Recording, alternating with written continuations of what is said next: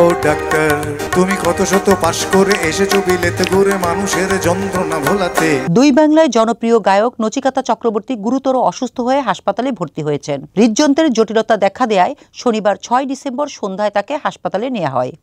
ভারতীয় গণমাধ্যম জানায়, চিকিৎসকদের তত্ত্বাবধানে বর্তমানে তিনি সুস্থ আছেন। জানা যায়, গত কয়েকদিন ধরেই নচিকেতার শরীর ভালো যাচ্ছে না। অসুস্থতার কারণে তিনি আসানসোলের শো বাতিল করতে বাধ্য হন। রোববার ৭ ডিসেম্বর আরেকটি শো থাকার কথা ছিল, সেটিও বাতিল করা হয়েছে। আমার ব্যবহারের সেই আলমারিয়া রায়না ওসব নাকি বেশ পুরনো ফ্ল্যাটে রাখা যায় না।